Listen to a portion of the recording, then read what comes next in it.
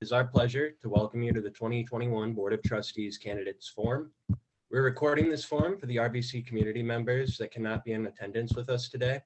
If you guys would like to get your hands on this recording, you can request it from Dean Huntley on the screen right now. He's the RVC Dean of Students. But yeah, thank you guys for coming. All right, and then my name is Annika Vincent. I'm the current student trustee. We're now going to ask you guys a few questions so that our participants may get to know you better. I will ask a question and then have each candidate answer once John Nelson joins. But for now, we have Ira Gribbett. We don't have a time limit for now, but yeah, we can just start up with the questions then, I guess. Sorry, things have been changed around a little bit, but the first question is, tell us a little bit about yourself. What element of expertise or specialization would you bring to the RVC Board of Trustees? Yeah, first, thank you for having me. My name is Ira Grimmett. A little bit personal. I was born and raised in Washington, D.C., graduate of Howard University, got a BS in mechanical engineering, an MBA from Regis University. I have a wife, Anisha, who runs a nonprofit in town here called Alignment Rockford. And we have two boys. Howard is 17 and Harrison is 15. I'm the executive director of programs for electric power systems at Collins Aerospace. Been with Collins for 25 years in a few months. And as a trustee, I'd say I would bring a balanced perspective to the board in three ways: a voice of diversity, a professional, and a business leader. From diversity, I guess you can see I am Black, but I have a valuable viewpoint based on my life experiences, both in the office and just in life in general. Professionally, I understand how RVC helps to prepare the workforce for tomorrow. And then as a business leader, hey, I've been an executive for many years now, so understanding how to cultivate a culture of collaboration, passion, and making decisions based on data. All right, well, should we move on with the second question then? Good with that? Okay. So tell me your thoughts on ways you can help provide educational opportunities for marginalized or underrepresented groups through the diversity, equity, and inclusion initiatives. So, at Collins, we've, especially since the George Floyd, I'll call him murder, we've talked a lot about, used to be D&I, now it's DE&I. So diversity, equity, and inclusion. And what the E brings to it is for everyone to feel like they belong. And so, accessibility, recruitment, and accountability, because you got to have the people, right? That's the diversity part of it. So that's the recruitment. But then the accessibility and helping to drive that accountability will help with the equity piece. So when I say accessibility, essentially, no matter your social economic status or your ability or access to transportation or lack thereof, it's very important that everyone can get to school without a lot of headaches. So I know some kids take, are on the bus 4 hours a day to get to school, and that's a burden that's really hard inherently to succeed. So that's an area that I think we really need to focus on there, working with local municipal districts to help bridge that gap. Recruitment, I think, as a board member, we can go out and make some stronger connections with the community to make sure that everyone, all the students that are getting ready to graduate from high school know about RVC, or really junior year. They know about RVC and what it can offer, to make sure that they don't, I'll say a lot of kids are giving up before they even have a shot. I know over half of, I'll just take, since I'm in Rockford, half of RPS 205 students actually could attend RVC for a discount, if not free, based on their social economic status. And so I think it's important that we, connect with the school district and all the school districts, and that would help increase enrollment as well. And then finally, accountability. RVC is away from remediation, right? So not not having the ability to hit the ground running when you start, that puts a lot of kids at disadvantage. And so RVC has been historically helping to bridge the gap so that after a semester or 2 semesters, they are ready, college ready. But drive accountability by driving it back to the school districts to ensure that the students that graduate are college ready. That's something that will benefit RVC as well and the students that attend there. Absolutely. Should I begin with Mr. Nelson here? All right. So our first question was, tell us a little bit about yourself. What element of expertise or specialization would you bring to the RVC Board of Trustees?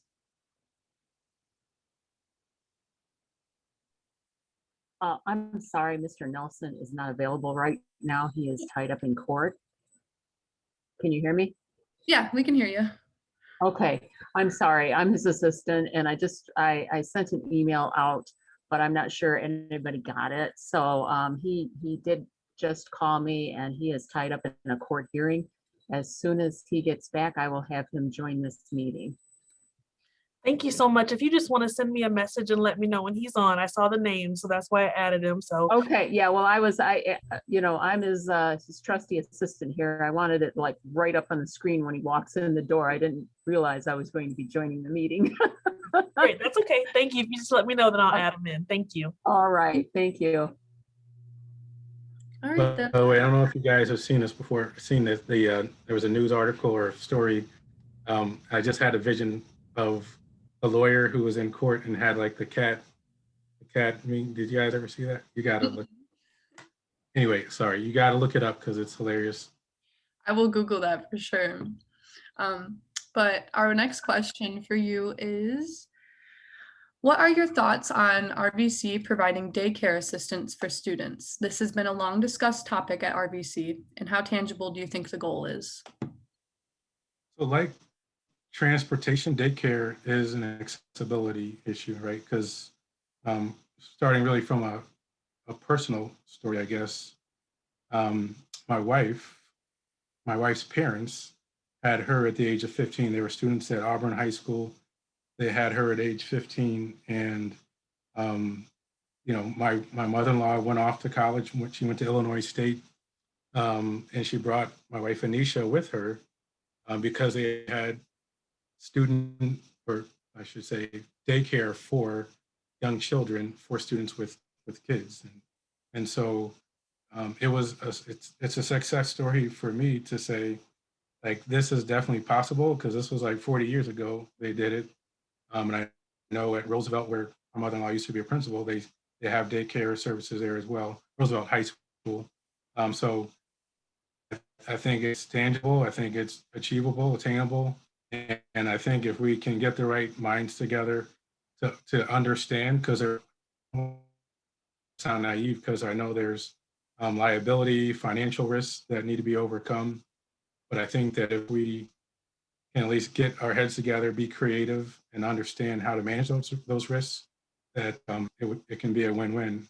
And from my perspective, I don't want anyone to be left out of attaining an education, which to me is life-changing in terms of opportunities that they will be able to achieve, because we didn't even take a shot at trying to see what can be done about daycare. Great. Yeah, absolutely. Our next question number 4, is RVC is building an exciting and new advanced technology center. What is your priority when it comes to the development and success of the ATC? My priority is really two. And I hate to sound like a broken record, but accessibility, transportation. I know there's a lot that's going on about whether it's in Boone, not in Rockford, or Boone County, not in Rockford. But the reality is, no matter where it is, students need to get there. It just means that, as opposed to Winnebago County being more central, now, Boone County's over here, we got to figure out how to get more people over there, which I think, again, if we connect with people, city and community leaders who can affect mass transportation decisions, we can find solutions. And then secondly, really connecting the ATC with the industry I am on the steering committee, or just joined the steering committee recently for ATC. Also, as a a business leader at Collins, I think it's important to make sure that the kids who are finishing their work there, or the classes, are prepared. So aligning curriculum with what the needs of the community and the businesses are, but also some sort of partnering to even get kids working before they graduate, so that when they do graduate, they have a job. For sure. Thank you. Oh yeah, and by the way, I know we also discussed having industry come in and be instructors in some cases to help bridge those gaps. Cool. All right. Well, then on to the fifth one. How do you envision assisting RVC in a post-COVID world? We acknowledge that things will not go back exactly to the way it was, but we want to know how you would support the transition back. Yeah, this was a very interesting question. So at Collins, we are creating something called an Office of the Future. And to be honest, we have no idea what it's going to look like. And I will say I was enamored to, people working from home, but having to have done it for the last year, I've been proven wrong, and it can be a success because we have been very successful. I will say there's some side effects that, you do it too long and, you're on your meetings, the number of meetings you have in a day grow exponentially and can be somewhat exhausting. But I think based upon that, what it does show us is there is an opportunity for us potentially to have remote learning for students who can succeed. A lot of kids need to be in the classroom face to face, but I got my MBA online. So my professors it was based in Colorado, but my professors were from all over the US. And so I know it can be done. It's just, we have to find the people who are interested.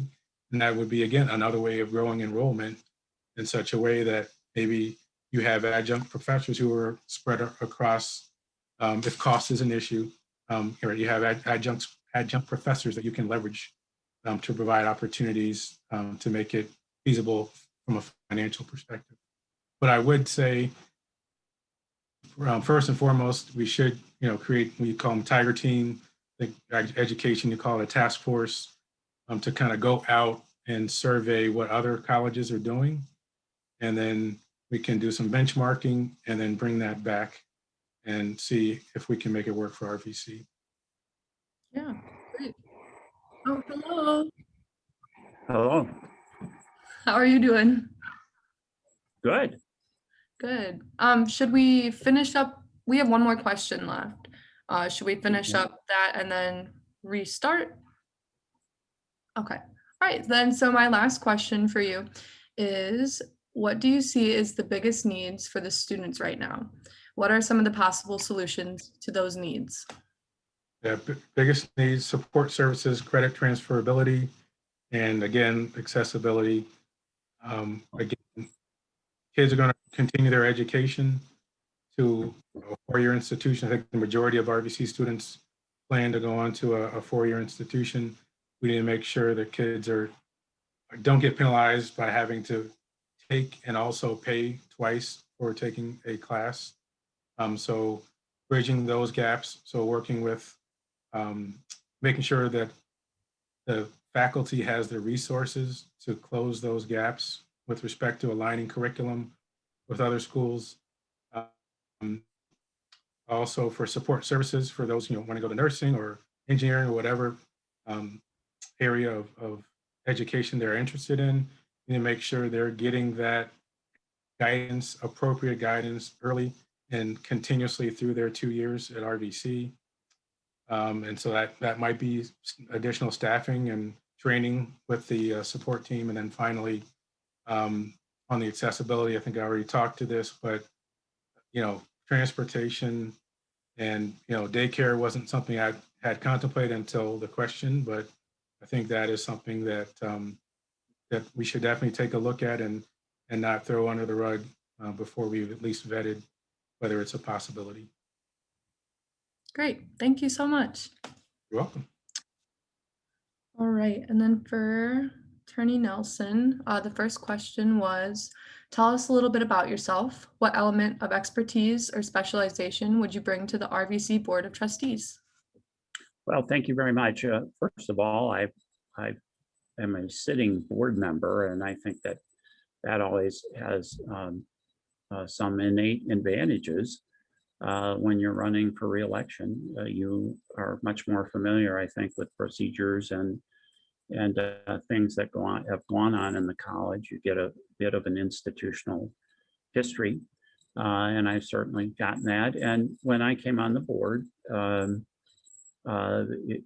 things were, believe it or not, more of a good old boy network than they are now. And folks may think that we've had more of the same, but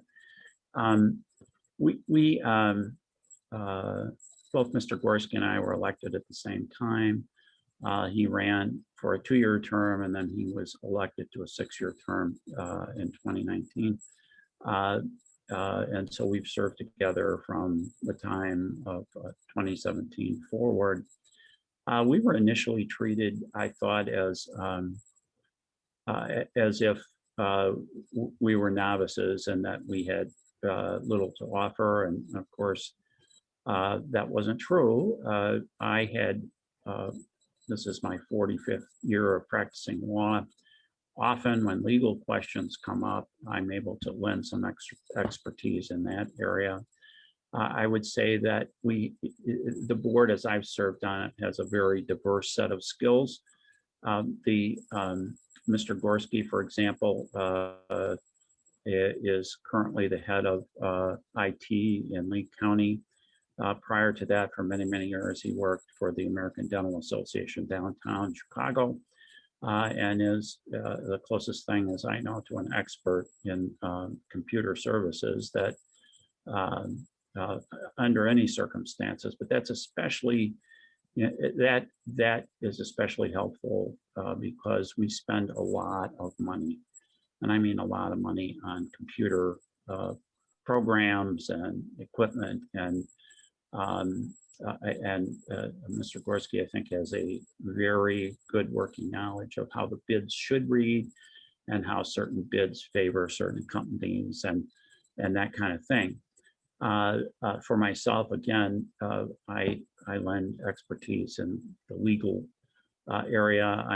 I have a general practice, but I've attracted over time very different and interesting cases, including the Voting Rights Act case in 1992, an Illinois Supreme Court case that was an election law case. I'm doing a response on a sex, age, and employment complaint filed by the former head of human resources for the county of Winnebago. And so I have a fairly good working knowledge of a lot of areas of the law. And that's been of some benefit, I think, to the board. Our chairman, who's retiring, is an expert in machine tooling. And he, for example, is very knowledgeable and adds a lot in terms of the curriculum and the machining that needs to be done at the ATC Center.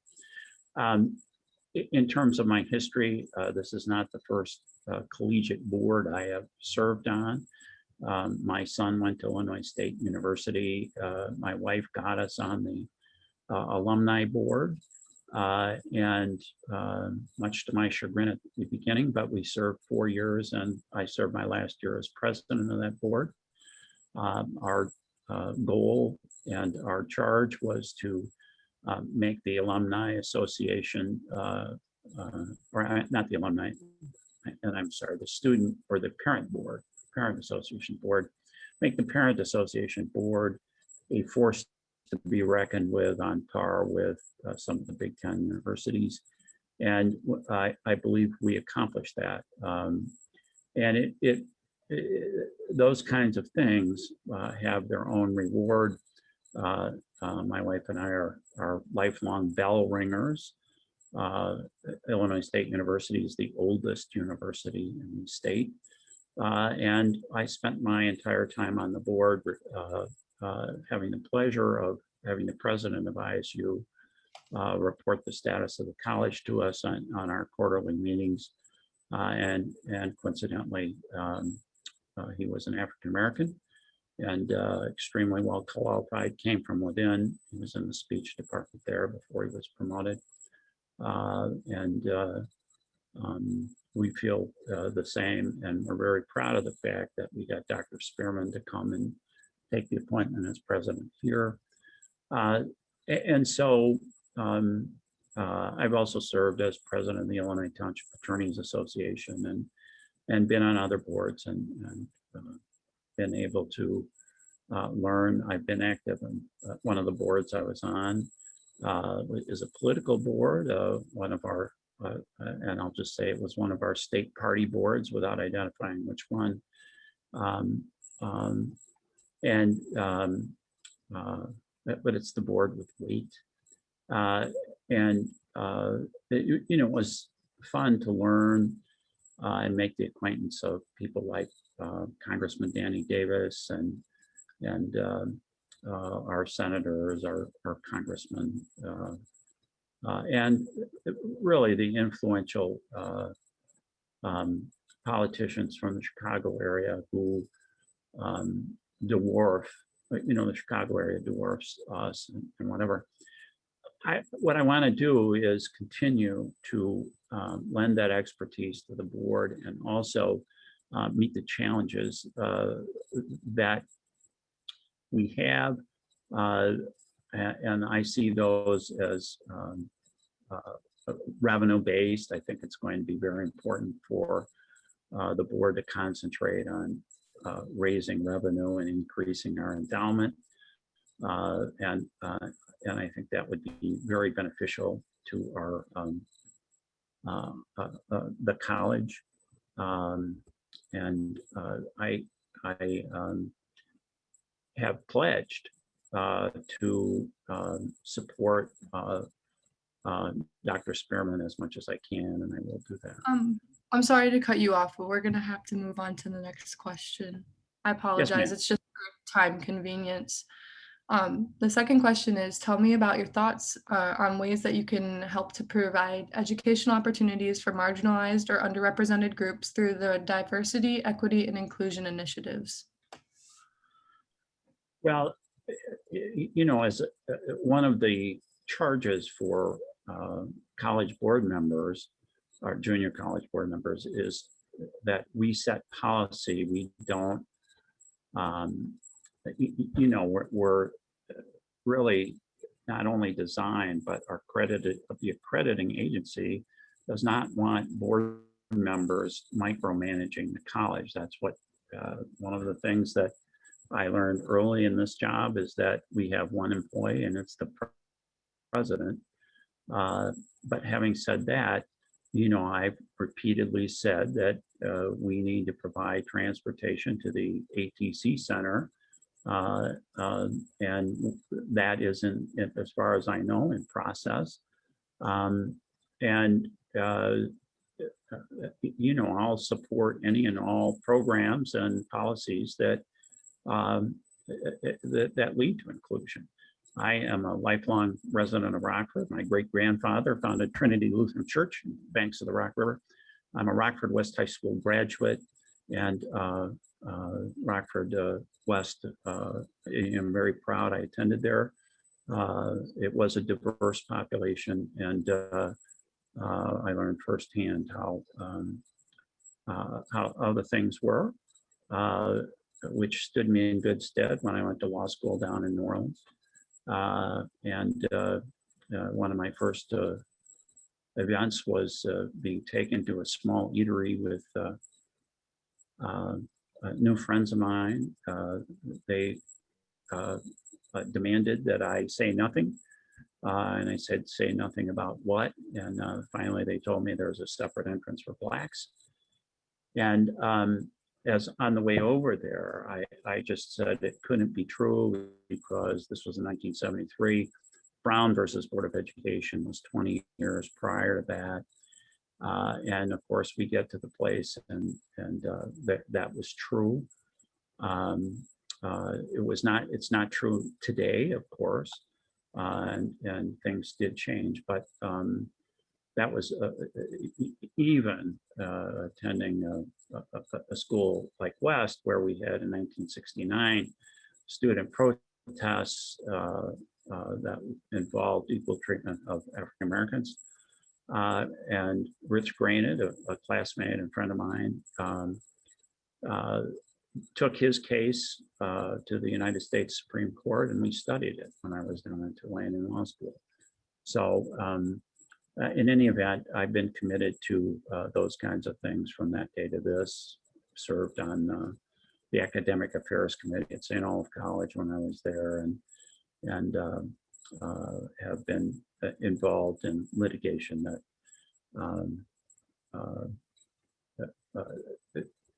that is designed to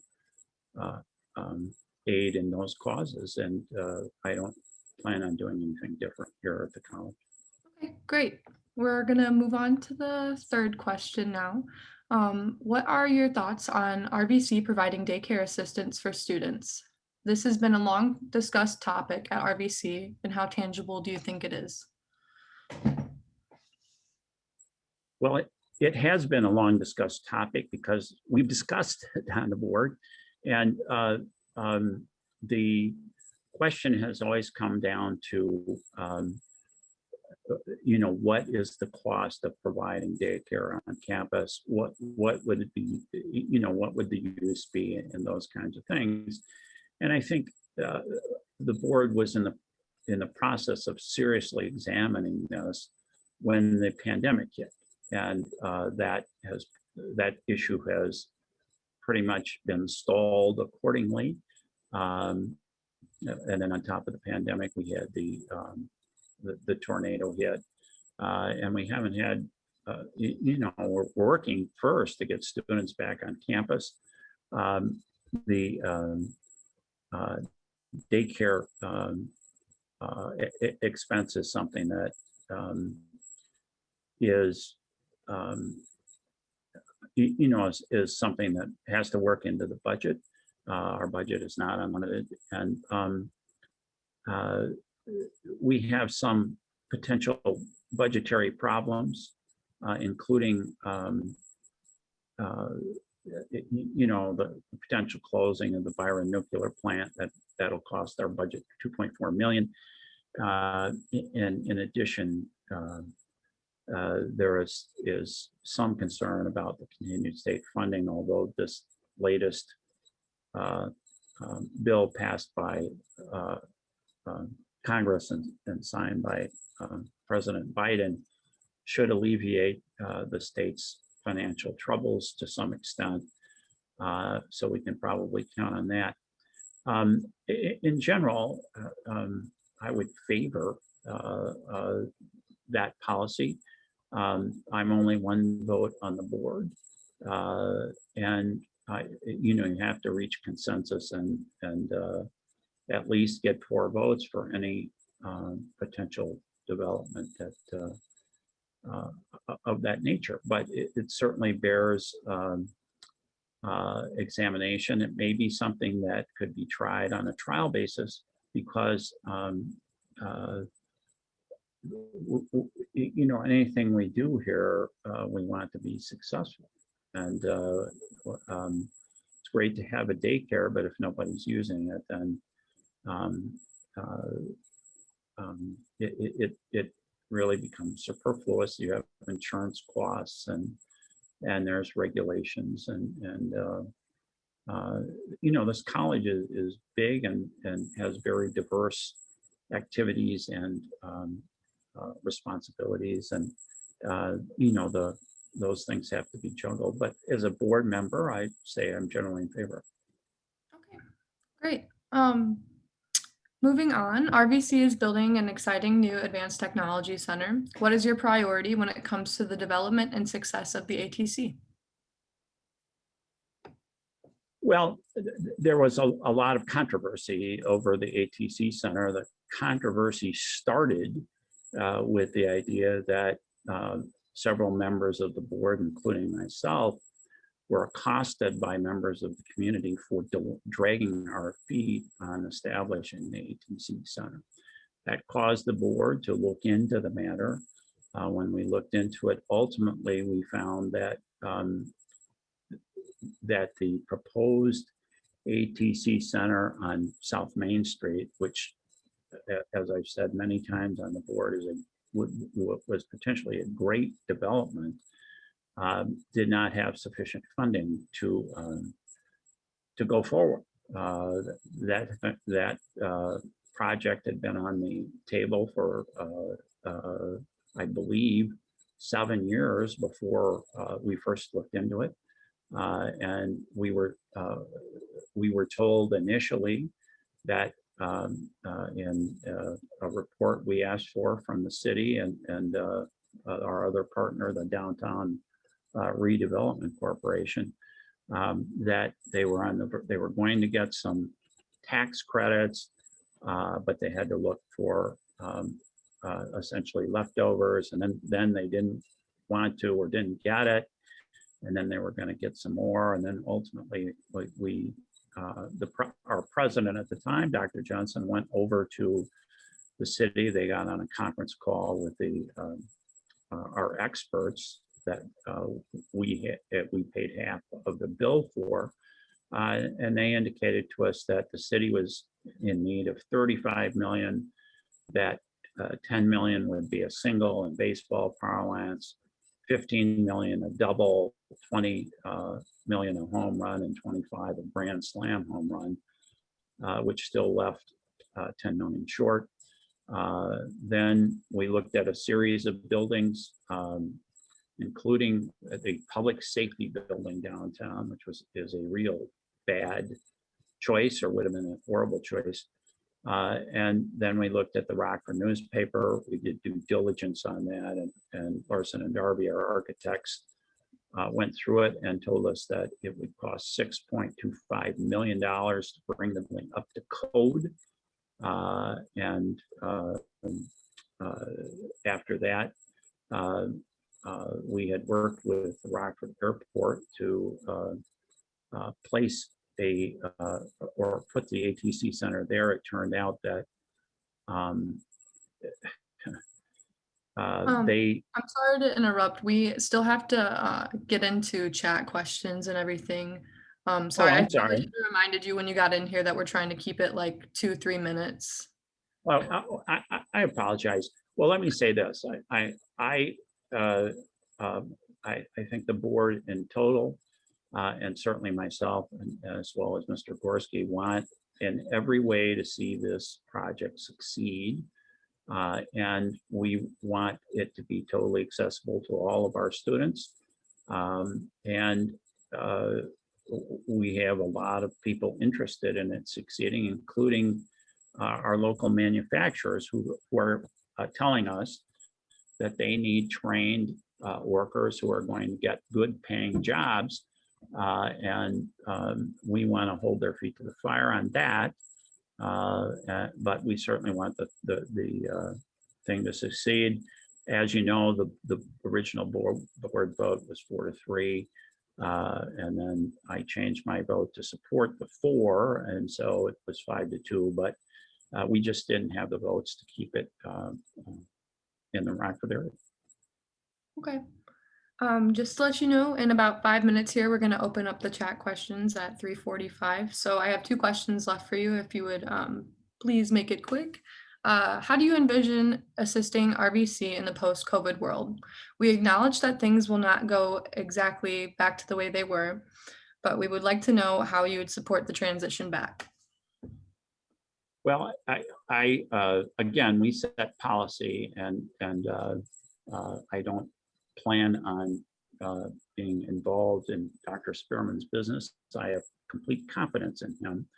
But I feel very strongly that the college experience is best experienced by in-class participation and interaction with a live faculty member. The trend certainly is with online learning as a big factor. I think it'll be a few years before we know if that actually works out. There is nothing like interchange of ideas and getting to know your classmates and getting lifelong friends and that kind of thing. Our students traditionally have done very well, both academically and in the trades. And I look for that to not only continue, but flourish. Rock Valley College has always been the jewel of the junior college system, and we do it on a certainly not on a shoestring budget, but we do it somewhat reasonably with taxes and our funding. And I would hope and do everything I could to make sure that we get to a post-COVID way of learning that's going to be best for everybody. Great, yeah, I hope that's good enough. Next one. for sure. So our last question for you from SGA is, what do you see as the biggest needs for the students right now? What are some of the possible solutions to these needs?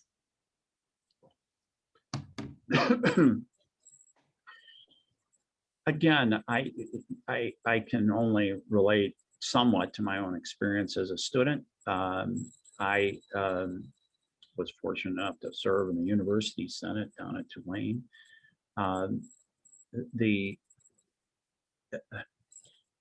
The cost of a college degree these days is stunning to me.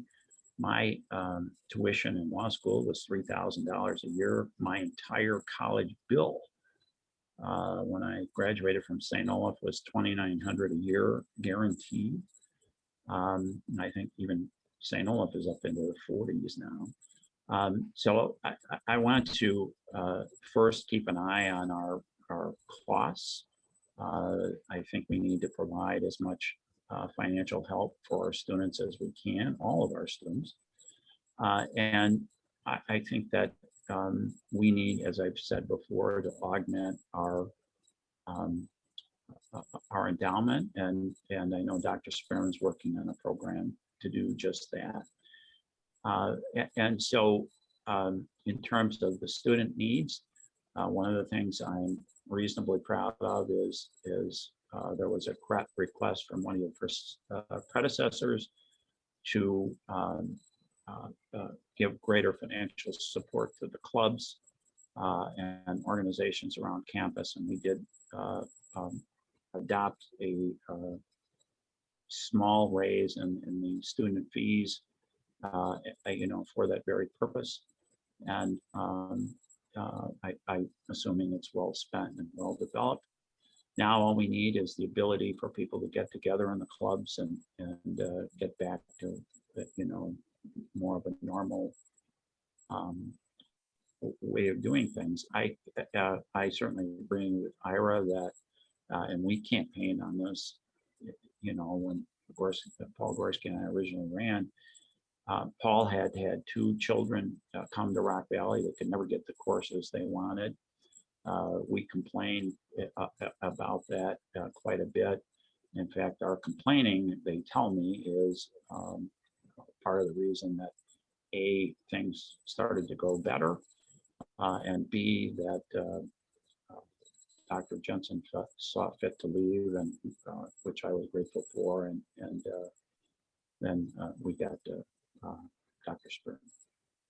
But, I mean, that's how I see it. I think we want to do everything we can for our students, and we have a student representative, and we do listen. Thank you. Thank you very much. Now I believe we're going to turn it over to Simon. He will be reading the chat questions. All right. Yeah. So one of the first questions we have is, Approximately 75% of RVC students enroll in liberal arts and science credit courses and transfer programs, which are designed to prepare them to be successful when they transfer. The record shows they do well and often thank RVC for their preparation, yet the public's focus from RVC is mostly on job training and the ATC. What are your thoughts on supporting those courses and programs and encouraging students to enroll in them? Now, when they ask that question, I think that they're referring to the liberal arts and science credits. If I'm wrong, feel free to drop it in chat. But yeah.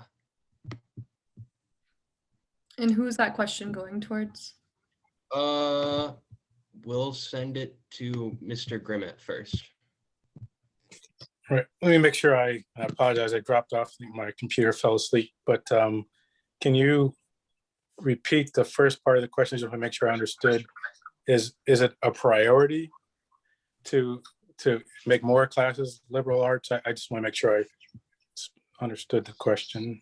So I guess, yeah, so what they're asking, the crux of the question is, what are your thoughts on supporting those courses and programs and encouraging students to enroll in them? So referring to the liberal arts and science credits.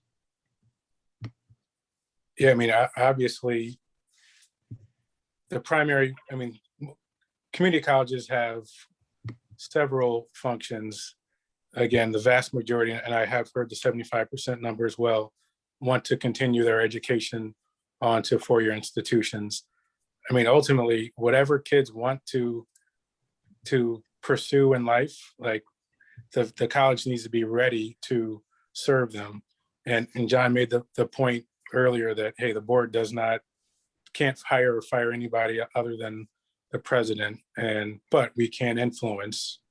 And so I think there are the things we need to make sure we're aligned. The colleges align with the needs of our students. And if we're not doing that today, then hopefully there's some mechanism that's communicating that to faculty so that we can support the students' needs. Gotcha. Okay, cool. And I'm sorry, I forgot to mention this at the beginning, but for this part of the form, we're trying to limit answers to a minute. So, Mr. Nelson, I will send that same question to you. Do you want me to repeat it for you? No, I think I got the question, especially after Ira answered it. The percentage, the board has kept close track of the differential between the academic side and the job training side. And we have had, I think, long-term board members who are very interested in the manufacturing, really, and supplying students for our manufacturers. And also the hope was that if we did that, that we would have more of our own folks, children, or former children, or young students, stay in the Rockford area and reinvigorate our town. This town was built by young men and women, and there's no reason it shouldn't continue to be so. You know, I was talking about my great-grandfather in 1917. He was a anti-World War I protester, for lack of a better description, who got an FBI jacket file as a result. And, you know, Rockford's always done well with young people. So I think I came in really with the faculty recommendation and on you know, and orientation. And we want to see, and we've talked about this also, we want to see the best faculty we can get. We want to have a tenured faculty. I think we have the highest tenured faculty in the system. And we want to provide quality education. There's no question about that. Now, currently, I think with the excitement and development of the ATC Center, people may feel that that's all that the community is thinking about, but I guarantee you that's not the case. And it's certainly not the case on the board. We realize that we've done a good job educating our students. We want to keep doing that, and it's the best bargain in town, and people should know it. And the students here are great, and they need, and this is an academic institution. 80% is what we've been told by the administration. Awesome. Thank you. All right. So this next one says RVC has a long and strong history of online instruction, with a few of our faculty being some of the first in the state to have taught online, dating back to the late 1990s. And all of our faculty have received extensive training in online education. Have either of the candidates ever had the opportunity to see, visit, tour an online class at RVC? And if not, would they take the time to do so? And for this one, I think that I'll start it off with Mr. Grimmett again. Yep, I'll be brief in the interest of time. Short answer, yes. I would love to. I think Annika has my contact information. So please reach out, and I will come swing by so I can see. I'd love to see it. Awesome. Appreciate the offer. All right. And for you, Mr. Nelson? I have not experienced that to date. I certainly would like to, and for people in my age bracket, the continued learning courses are quite popular and also quite good. I plan on retiring here, towards the end of the year, and I would have more time to do things then. But I'm very firm about taking a strong position that I don't want to interject myself into what's the daily coming and going of the college. The president has enough headaches, believe me, and when you have this many employees, you've got difficulties and whatever. But interestingly enough, the faculty contract that we're working on had a premium for conducting online classes, but now that almost all classes are online, it doesn't appear that there should be any sense in continuing that. And I'm not saying to get rid of them either. I really enjoyed the college experience of having being in class and Gotcha. All right. Thank you very much. All right. And this one's going to be directed to Mr. Grimmett. There are a number of students graduating high school in the region that need additional basic skills to participate in RVC classes. How would you recommend this gap to be bridged? Well, it's a tough question. So, and we talked about earlier, the university is kind of trending away from remediation. And I think I saw a question asking if I supported that. It's not that I don't support it. I think we want to make sure that kids who get into the school can succeed. But so we have to, RVC either has to set a policy of either they're not qualified to get in, or they are. And so if they are qualified to get in, then the university or the college should provide that support to get them to where they need to go to be successful. And so I would say that's really the only way RVC can bridge the gap. To be more clear, I think based on the trend that RVC has taken, it's up to Dr. Spearman and the board. I think we need to be active to support the success of RVC as well as the community and our students. We need to go back and work with the school districts to ensure and hold them accountable to ensure that a kid getting a high school diploma is ready for RVC day one. Gotcha. Great. Let's see. So I think I've got one more question here. It says, does inclusion at RVC include handicapped students and potential hires? I know sometimes the job description includes words about being able to lift so many pounds, but someone in a wheelchair could probably do some of these jobs. I'll direct that one to Mr. Nelson first. Well, thank you very much. We have board policy that essentially promotes,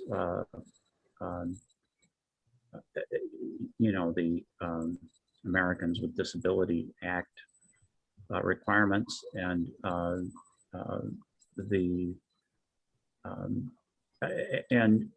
college has, I think, certainly the desire to do a broad-based hiring of folks that might be at a disadvantage of the nature that you talk about. It's the right thing to do, and I think I don't know that, honestly, that Dr. Spearman needs any encouragement or direction by the board. I know that he takes these things very seriously, and that's that's really why we hired him.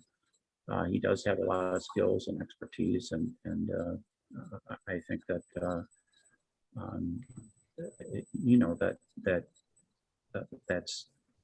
that's appropriate, and he'll do something about that.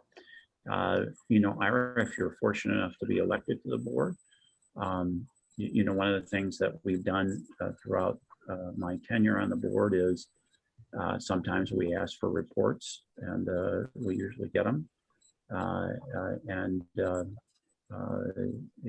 We can ask for reports on this issue as well. And we probably should. Wonderful. Awesome. All right. And now I think I'm going to turn it over to Annika for us to wrap this up. All right. Let's see here. All right. Well, I just want to say thank you to both of the candidates for attending and answering our questions today. Thank you to all the participants for spending this time with us, and thank you to the RVC administration for supporting the event. We hope you enjoyed this forum, and we encourage you to connect with SGA at any time. Thank you guys so much. Thank you very much, Annika, and Ira. Nice to see you. Likewise, John. If you don't mind me just saying something real quick, just want to thank everybody for your time coming out today or dialing in. As a trustee, I would bring a balanced perspective to the board, diverse voice, professional business leader who can solve complex problems in a transparent and collaborative manner.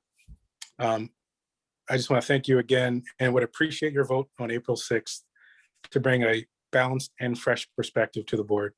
Thanks, guys. Have a great day. As would I, in terms of the vote. And if I have to say, I'd vote for Graham.